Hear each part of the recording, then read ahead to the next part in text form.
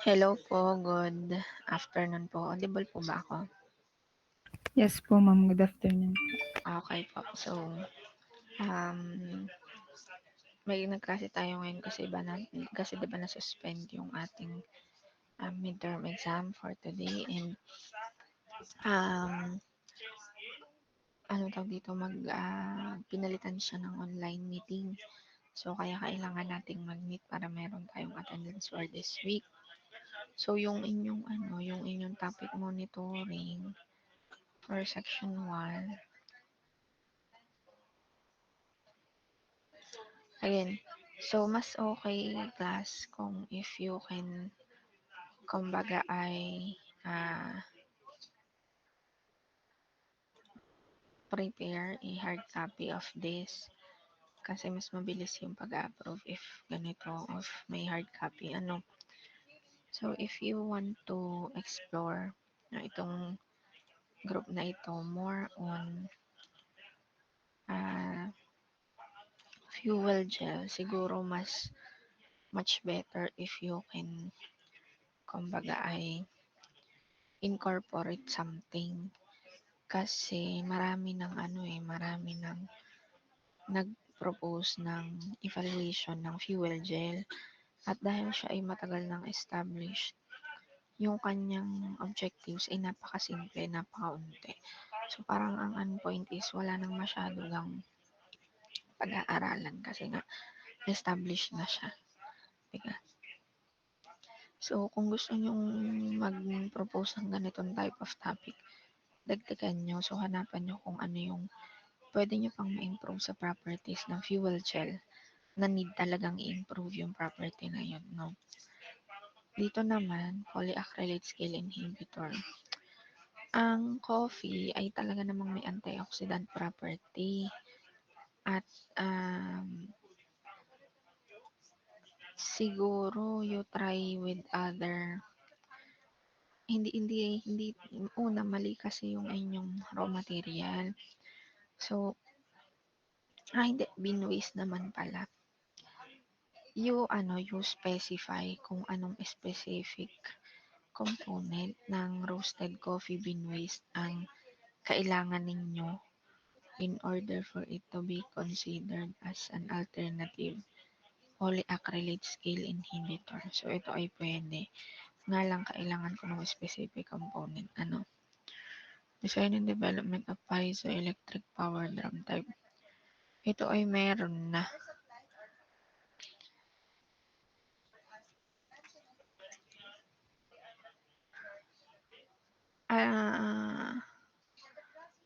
Kasi kung ikigagamit ng PET, wala kang gagawing alternative dyan. So, siguro, hindi siya evaluation dahil yan naman ay madami na namang study niyan. Siguro try to consider instead of evaluation ay design and development. Okay. Ito. Ah.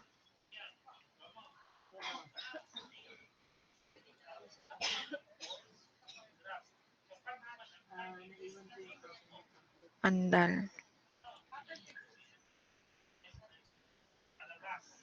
Ito, banana pseudo stem derived biogenic aerogel.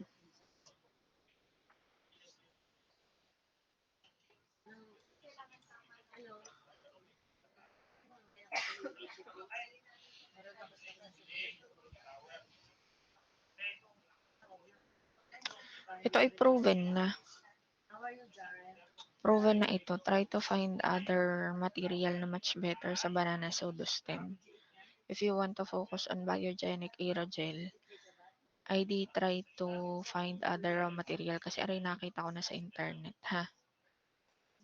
Other raw material na much better sa banana pseudostem. Okay. High-grade calcium carbonate obtained from crushed Swiss oyster. Ang calcium carbonate actually ay proven na as a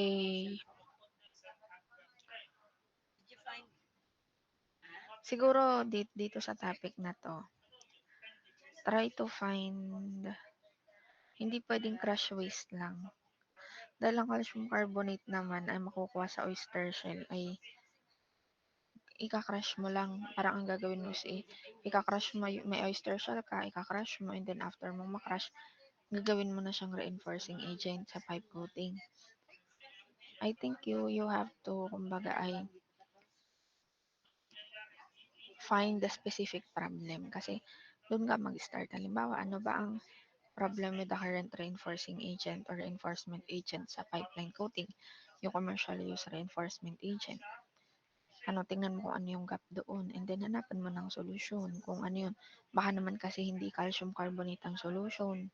Malay mo, calcium carbonate ay existing na pala siya at meron na palang mas, kumbaga nakadiscover ng mas bago. Mas magaling, mas maganda kaysa sa calcium carbonate. So, consider other raw material by investigating or studying the problem with the existing reinforcement agent. Okay? Naintindihan? Nasaan ang group nito? Sina Andal Evangelista. Okay. So, itong phytochemical ay hindi dahil ang bilimbi ay nagamit na sa kaka-depends lang. Itong bamboo ay proven na din. Kaya nagpo-propose ng mga proven na mga nakikita nyo sa internet.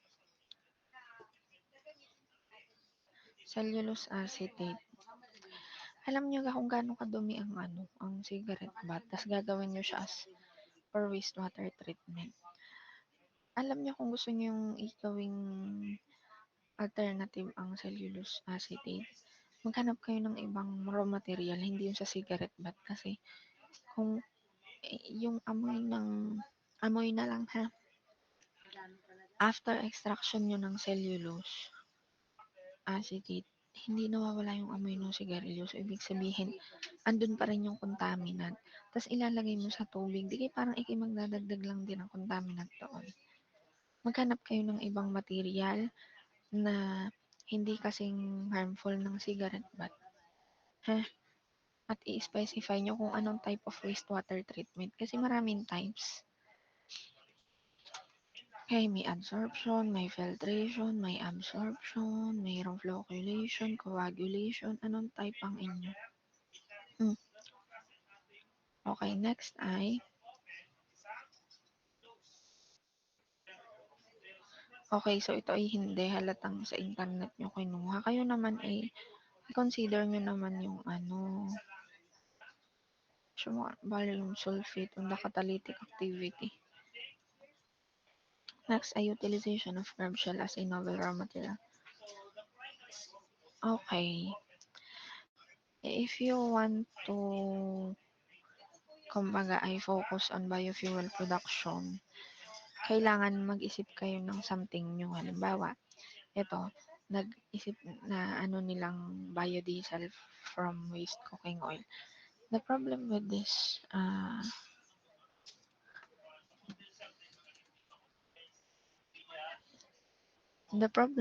type of topic is, siya, tawag dito. Ayan, masakit kasi sa mata pag naka-blue. Ang problem with this type of topic is that ang kanyang i-incorporate din are also chemicals. Kumbaga, medyo sasalungat tayo doon sa SDG. Diba? So, if you want to, kumbaga, provide a specific material or study specific material na alternative sa mga chemical use material, then dapat ay mas, kumbaga, mas less yung effect niya, which are usually materials na gagaling sa agricultural waste. No? Catalytic potential would be like mushroom. Ang mushroom ay hindi. Kasi mahirap. May nag-propose niyan hanggang ngayon nahirap. Anaerobic digestion of Sko, nananahimik naman.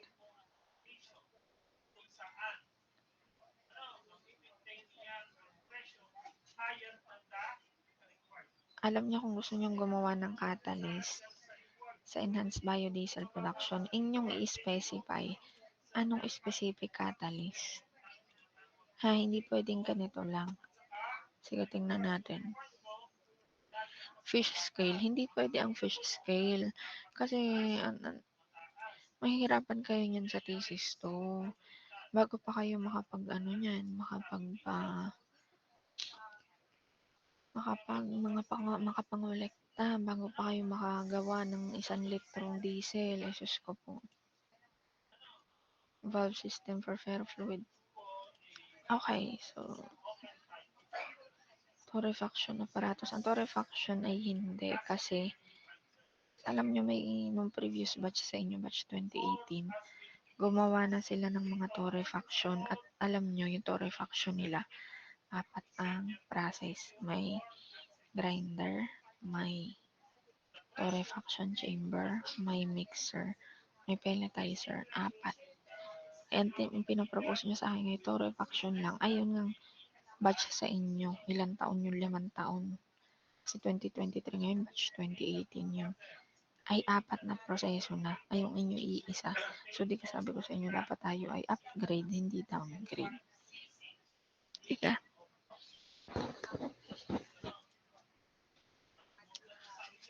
Energy generation. Biogas digester. Sige, tingnan natin ito. Bigyan niyo ako ng design nito. Catalytic converters for petroleum-derived biomass. Catalytic converter. Hindi ata. Catalytic converter. Okay, tingnan natin. Design and development of laboratory scale with oxidation technology. Ang laboratory scale ay hindi. Kung magde-design and develop ka, dapat ay may beneficiary. Kasi una, bakit mo kailangan ng lab scale na oxidation technology? Saang specific subject yan magagamit? Di ba wala? Kasi yung inyong sabihin nyo, NBI po, kailangan NBI nyo kasi ay during summer. Pangalawa, wala naman siyang laboratory hours, pure lecture. Okay? Anaerobic digester. Ito, ang biogas kasi class ay matagal ng technology. Ngayon, katulad ng biofuel, kung gusto nyo mag-focus sa ganitong type of topic, maghanap kayo ng something new with your study. It should be an upgrade. Halimbawa, maghanap kayo ng mga recent studies, alamin nyo kung ano yung gap, kung ano yung gap sa mga study nila. Pag-aaralan nyo, ano yung pwede nyong gawin para halimbawa mapataas ang production rate or kaya naman percent yield ng specific technology na yun. Kailangan mo magdagdag ka ng catalyst o ng kung ano man para mapataas ang efficiency, ganun ba yun? So, kung gusto nyo mag-biogas, kailangan meron kayong kumbaga ay specific anong tawag dito, problem. Tsaka, saan nyo naman ibibigay itong anaerobic digester using pre-treated sodas? Imagine nyo saan nyo ka naman ibibigay yung inyong prototype? Dapat kung saan nyo siya ibibigay, doon din, dapat kung saan nyo kukunin yung raw material, doon nyo din siya i-donate. At dapat yung prototype na yun ay maggamit nila, makikinabang sila. Kasi, baka mamaya ay magdagdag space lang yan. Mamaya hindi naman pala nila talaga kailangan. So, wala kayong sinusolusyon ng problema kung gano'n. Bigyan nyo ako ng beneficiary nyo dito. Other raw material and also an improvement or optimization with the process. Ayun. Ang refinery demonstrating ay hindi. Kasi hindi yan doable Napakamahal niyan.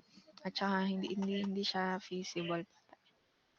Making corn Okay, ang mga materials like corn husk, banana peel, rice husk, those are kumbaga ay already proven na pwede siyang maging sorbent sa oil spill. Papakita ko sa inyo yung mga topic na pinasa sa ngayong thesis. Ito. So, para magkaroon kayo ng idea, ano ba yung mga pina-approve nilang topic, paano sila nag-isip ng topic, kumbaga. Okay. So, ito, magsimula. Just to give you an idea, ha? Kasi halos para-pareho lang kayo ng pinapasa. Sodium dodecyl sulfate, modified orange, indicating, tingnan nyo ito, alternative material. So, gagawa siya ng alternative sa silica gel. Ito pa, tingnan nyo, design and development siya, pero nakalagay kung anong type of wastewater treatment. Tingnan nyo ang title, water filtration apparatus with activated carbon from banana leaves as filtering medium for the treatment of deep well water. So, dito naghanap sila ng beneficiary naghanap sila ng beneficiary, pinag-aralan nila yung water quality nung community na yon at nalaman nila na ang kapangangailangan pala ng community na yun ay filtration system. Kasi nga, maraming types of, di ba, marami tayong iba't ibang types ng wastewater treatment. Kaya kailangan specific kayo. Ano bang gusto nyo? Coagulation, flocculation, filtration, no absorption, alin doon. Dapat ay specific. Kaya lang hindi nyo yun magagawang specific kung hindi nyo alam kung ano ang problema. Kasi itong mga ito, bago makapag-defense, pinatest muna nila ang water quality doon sa community na yun. Tsaka sila nag-decide na water filtration. Ito naman kung mapapansin nyo dito sa mga batch ng 4th year, puro oil spill. Ito naman ay wastewater treatment din. Ito ay bioremediation ng contaminated oil. Ito oil spill adsorbent. Ito, tingnan nyo to. Aluminum oxide nanoparticle additive from aluminum foil. Kita nyo, aluminum foil waste synthesized via co-precipitation method blended to coconut oil biodiesel. So, kumbaga, nag-isip sila ng ano pa ang pwedeng i-optimize or improve dun sa existing biodiesel at nalaman nila na pwede pala tayong magdagdag ng aluminum oxide nanoparticle para ma-improve yung quality ng biodiesel. Okay? Tingnan nyo to. Ito ay UV light. Ito naman ay water treatment din. Ito ay oil contamination. Ito naman ay oil spill. Ito ay silica ulit. Ito ay roofing tiles. Then ito naman ay viscometer. Another adsorbent. Ito naman ay wastewater ulit. Ito ay oil spill. Ito naman ay ito naman ay design and development. Ito ay bioremediation, oil adsorption. Ito naman ay automotive exhaust filter. Ito maganda din tong topic. Sa ganito ay itsura niya.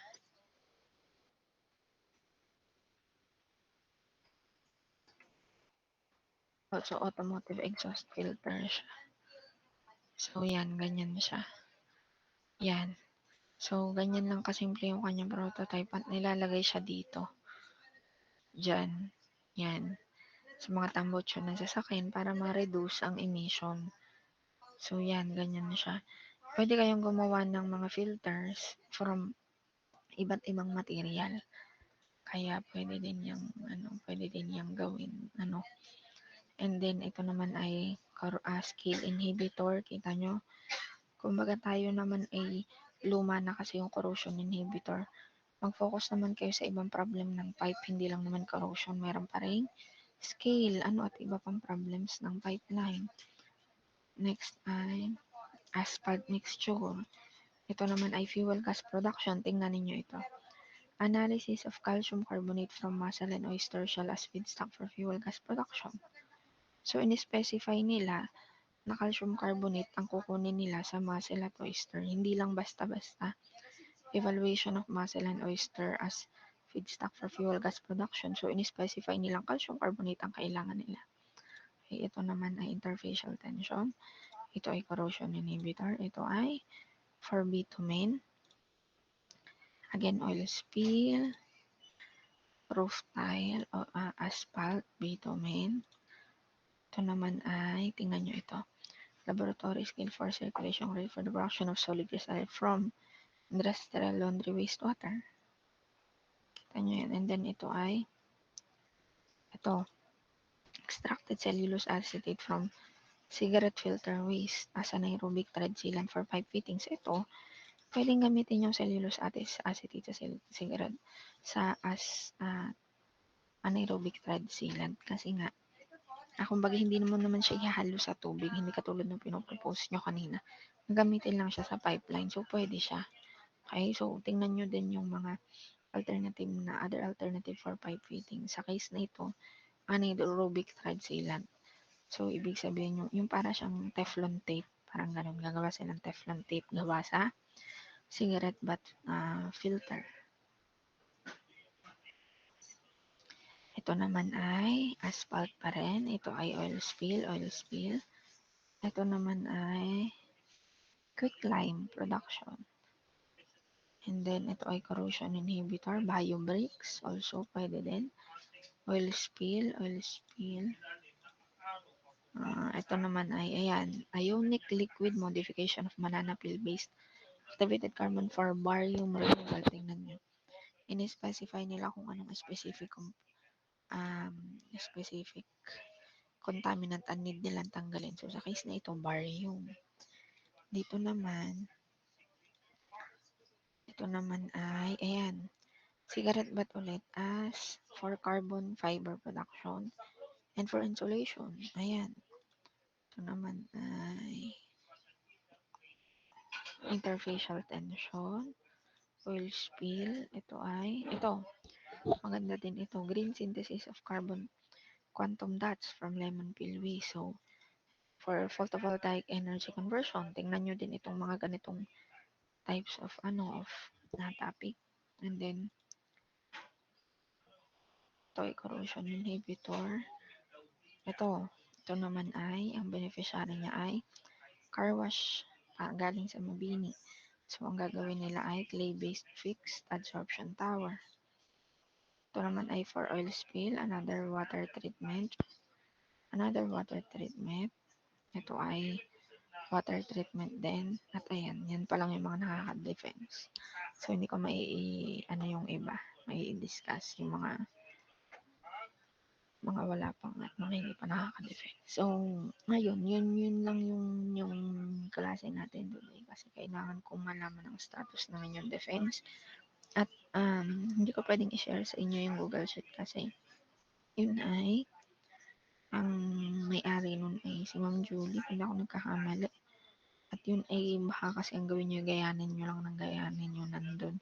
Yun yung pinakita ko sa inyo, hindi para gayanin nyo, kundi para magkaroon kayo ng idea na hindi lang pala limited sa biogas, biofuel gel ang pwede namin i-propose na topic. Marami pang iba, napakalawak pa, mga alternative materials na basta pwedeng gamitin or ginagamit sa oil and gas production, exploration, refining, distribution, kahit saang area doon. Okay pa. So, hopefully kayo ay makapag-submit kasi week 16. Ang deadline ng submission natin ng 3 manuscript. Okay.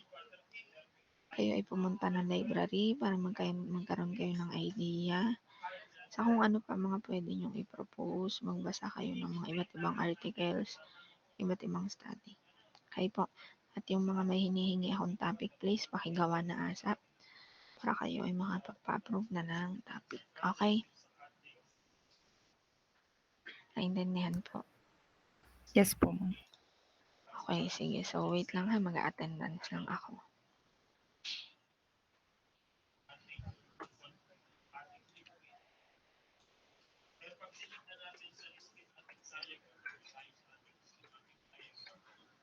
Okay.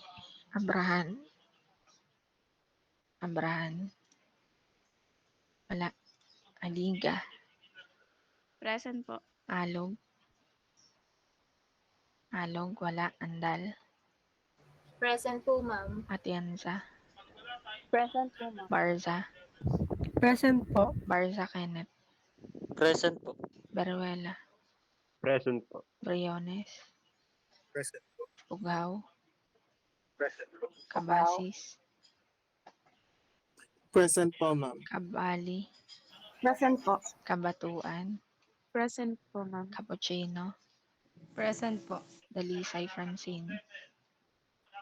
Present po. Dalisay Prince Angelo. Present po. Danila, Present po. De Chavez, Present po, ma'am. Dinglasan, Present po. Ebe, Present po, ma'am. Evangelista, Present po, ma'am. Galario, Present po, ma'am. Gatdula, Gondra, Present po, ma'am. Javier, wala. Landicho, Lumbres. Ma'am, si Landicho po ay may sinasamahan sa Present po. ospital. O siya, sabi mo mag-PM siya sa akin dahil wala Okay naman po. nagme-message sa akin. Lumbres, Present po. Makaraig,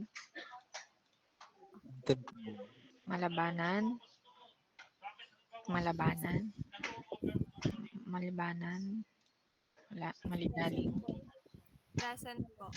Manlapas, Present po, ma'am. Mayo, Present po, ma'am. Mendoza, wala. Murillo, Present po. Orias,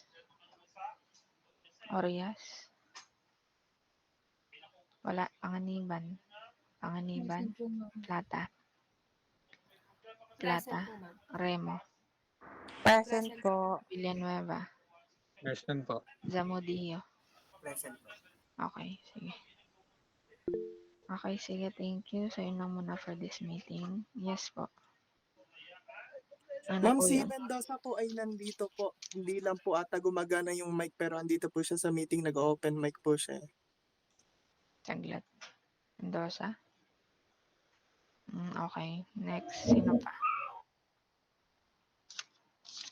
pa? Ma'am, Wala na. Plata. Okay. Sige. Meron pa? Wala na.